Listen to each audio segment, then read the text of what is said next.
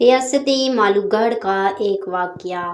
Please video کو آخر تک ضرور دیکھیں اور ہمارے چینل کو سبسکرائب ضرور کریں۔ ریاست مالوگڑھ میں ایک زمانہ تھا جب دربار کی شان و شوکت، سونا چاندی، ہاتھی گھوڑے اور سپاہی سب کچھ تھا، مگر ایک چیز کامیاب۔ راجہ ویر سنگھ مالوگڑھ کا حکمران بظاہر ایک کامیاب بادشاہ تھا، دشمنوں پر فتح، رعایا پر عدل اور محل میں عظمت، مگر دل خالی، آنکھیں بے نور، راتیں بے سکون۔ اکثر راتوں کو وہ تنہا چاند کی طرف دیکھتا اور دل میں ایک سوال گونجتا، کیا یہی زندگی ہے؟ طاقت، جاہ، جلال، لیکن اندر ایک خلا۔ ایک رات دربار میں ایک اعلان ہوا، دور دیس سے ایک رقاصہ آئی ہے جو رقص کو عبادت سمجھتی ہے، اس کا نام نشا ہے۔ ویر سنگھ چونکا، عبادت اور رقص، ایسا کیسے ممکن ہے؟ لیکن تجسس نے اسے گھیر لیا۔ دوسری رات وہ پوشیدہ طریقے سے اس جگہ پہنچا جہاں نشا رقص کرتی تھی۔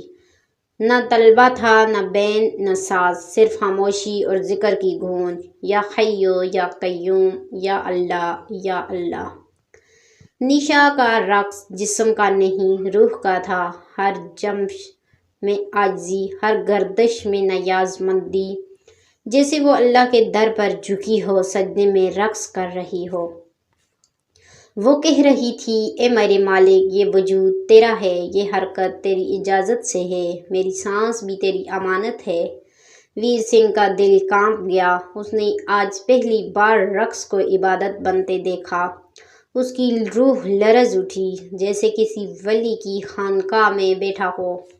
نشا نے نہ نگاہ اٹھائی نہ بات کی، لیکن اس کا رقص ایک پکار تھا، ایک خاموش دعوت۔ آؤ، فنا ہو جاؤ اس میں جس نے تمہیں پیدا کیا۔ راجہ ویر سنگھ کے قدم زمین میں دھنس گئے۔ یہ رقاصہ نہیں، شاید اللہ کی بندی ہے، وہ دل سے کہنے لگا، اے اللہ، کیا تو نے اسے میرے دل کی ہدایت کے لیے بھیجا؟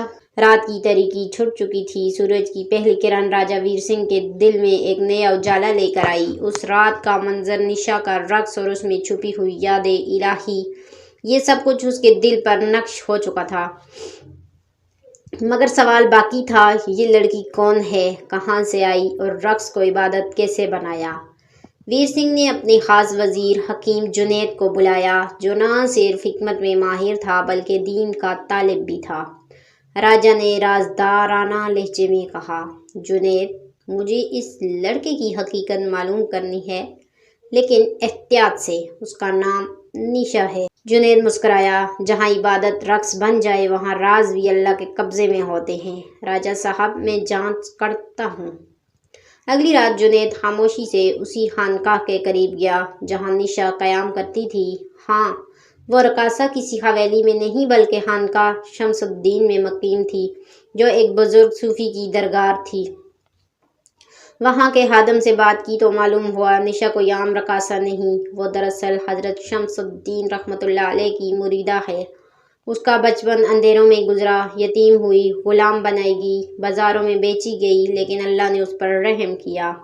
ایک دن ایک بزرگ گزر رہے تھے، نشا کو روتے دیکھا، اس کے آنسوؤں میں توبہ تھی۔ بزرگ نے اس کی پیشانی پر ہاتھ رکھا اور کہا، بیٹی، تیرے رقص میں اگر اللہ کی یاد شامل ہو جائے تو یہ ذکر بن جائے گا اور تو رقاصہ نہیں، عارفہ کہلائے گی۔ وہ دن اور آج کا دن، نشا نے دل و جان سے ذکر سیکھا، نفس کا مجاہدہ کیا، دن کو روزہ، رات کو قیام، اور جب رقص کیا تو دل میں صرف اللہ۔ جنید نے یہ سب سنا تو اس کی آنکھوں سے آنسو جاری ہو گئے۔ وہ واپس راجہ کے پاس آیا اور کہا، بادشاہ سلامت، آپ نے کسی رقاصہ کو نہیں، اللہ کی بندی کو دیکھا ہے۔ نشا کا رقص صرف ظاہری ہے، حقیقت میں وہ ذکر کی بیٹی ہے۔ ویر سنگھ نے سجدہ شکر ادا کیا۔ اب وہ جان چکا تھا یہ ملاقات اتفاق نہیں، ہدایت کا دروازہ ہے، اور وہ دروازہ نشا کے ذریعے کھلا ہے۔ یقیناً، آئیے ریاست مالوگڑھ کی اگلی روحانی اور اسلامی ذریعے کو جانیں۔ 3 دن گزر چکے تھے، راجہ ویر سنگھ کی نیندیں چھن چکی تھی، نہ شکار میں دل لگتا، نہ دربار کی باتوں میں۔ ہر لمحہ، ہر سانس صرف ایک ہی خیال لیے چلتی تھی، نشا کی خاموشی، اس کی آنکھوں کا نور اور اس کے رقص میں لپٹی ذکر کی مہک۔ آخرکار ویر سنگھ نے ارادہ کیا کہ وہ خود جائے گا، نہ راجہ بن کر، نہ عاشق بن کر، بلکہ ایک گمشدہ روح بن کر۔ جو خدائیت کی روشنی کی تلاش میں ہے۔ وہ خانقاہ شمس الدین کے دروازے پر جا کھڑا ہوا۔ نشا اس وقت صحن میں تھی، ہاتھوں میں تسبیح، لبوں پر صلات اور دل میں سکون۔ ویر سنگھ کچھ لمحے خاموش کھڑا رہا، پھر ادب سے بولا، بی بی نشا، کیا ایک گنہگار ایک سچ سن سکتا ہے؟ نشا نے آنکھیں کھولیں۔ اس کی نگاہ میں کوئی جھک نہ تھی، نہ غرور، نہ ناز، بس ایک سادہ سا نور جو اندر تک اتر جائے۔ جو سچ تلاش کرتا ہے وہی تو مقبول ہے۔ آپ کیا سننا چاہتے ہیں راجا صاحب؟ ویر سنگھ نے نظریں جھکائی۔ تم رقص کرتی ہو، لیکن اس میں گناہ نہیں۔ روشنی ہے، وہ روشنی کہاں سے آتی ہے؟ نشا نے تسبیح کا ایک دانہ تھام کر کہا، رقص اگر نفس کی خواہش کے لیے ہو تو فتنہ ہے، لیکن اگر دل اللہ کی محبت سے دھڑک رہا ہو تو وہ سجدہ بن جاتا ہے۔ لیکن تمہیں یہ راز کیسے ملا؟ نشا نے آسمان کی طرف دیکھا۔ جس دن میں نے اپنی ذات کو توڑا، اپنے حسن کو فانی سمجھا اور اپنی خطاؤں کو رب کے سامنے رکھا، اس دن میں آزاد ہو گئی۔ پھر ایک درویش نے مجھے ذکر سکھایا۔ ویر سنگھ کی آنکھیں نم ہو گئیں۔ میں نے بہت کچھ پایا، سلطنت، طاقت، دولت، مگر دل خالی رہا۔ نشا نے دھیرے سے جواب دیا، کیوں نہ ہو؟ دل تو اس کا گھر ہے جو قریب ہے شیرگ سے بھی زیادہ، اور وہ دل صرف اسی وقت آباد ہوتا ہے جب اس میں اللہ کے سوا کچھ نہ ہو۔ اس لمحے خاموشی چھا گئی، ہوا رکی، وقت تھما۔ ویر سنگھ نے دل میں پہلی بار اللہ کا نام اور شدت سے محسوس کیا۔ وہ اٹھا اور جھک کر نشا سے بولا، مجھے اللہ سے محبت سکھا دو۔ میں راجا نہیں، بس ایک مسافر ہوں، تمہاری رہنمائی کا طلب۔ نشا نے فقط اتنا کہا۔ محبت وہی سیکھ سکتا ہے جو اپنی انا قربان کر دے۔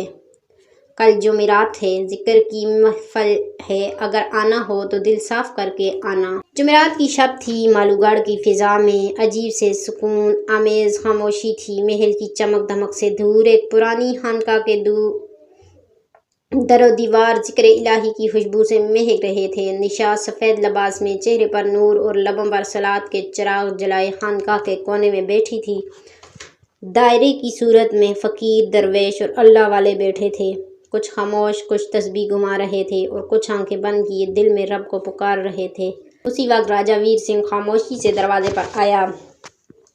آج اس نے نہ تاج پہنا تھا، نہ شاہی لباس، بلکہ سادہ سفید کرتا اور چادر اوڑھ رکھی تھی۔ اس کا غرور، اس کا رعب، سب کچھ دور رہ گیا تھا۔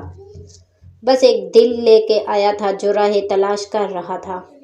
نشا نے اس کی طرف دیکھا اور فقط ایک مسکراہٹ سے خوش آمدید کہا۔ پھر محفل شروع ہوئی۔ درمیان میں ایک درویش بلند آواز میں بولا، یا حیو یا قیوم لا الہ الا انت۔ ذکر کا دائرہ گھومنے لگا، دل دھڑکنے لگے، روحیں جگنے لگیں۔ کسی نے کہا اللہ اللہ اور سب نے دہرا دیا اللہ اللہ۔ ویر سنگھ نے اپنی آنکھیں بند کی۔ پہلے پہل اسے آوازیں شور لگیں، پھر وہ شور سانس بن گیا، پھر وہ سانس دل کی دھڑکن بن گیا۔ پھر اچانک ایک لمحہ آیا جہاں وقت تھم گیا۔ وہ زمین پر گر پڑا، آنکھوں سے آنسو جاری ہو گئے، ہونٹوں پہ بے اختیار جاری ہوا، یا اللہ، میں کچھ نہیں، میں کچھ بھی نہیں، بس تو ہی تو ہے۔ درویشوں نے اس پر چادر ڈالی۔ نشا نے تسبیح اس کے قریب رکھ دی۔ محفل ختم ہوئی۔ ویر سنگھ خاموش تھا، لیکن اس کی خاموشی میں ہزاروں باتیں تھیں۔ اس نے نشا کی طرف دیکھا۔ آج پہلی بار لگا کہ میں زندہ ہوں۔ نشا نے نرم لہجے میں کہا، یہ تو پہلا قدم ہے، ابھی عشق باقی ہے، ابھی سجدے باقی ہیں، ابھی فنا کا سفر باقی ہے۔ دن چڑھ چکا تھا۔ راجا ویر سنگھ، جو کبھی سلطنت کا غرور تھا، اب ایک فقیر کے لباس میں خانقاہ کے صحن میں جھاڑو دے رہا تھا۔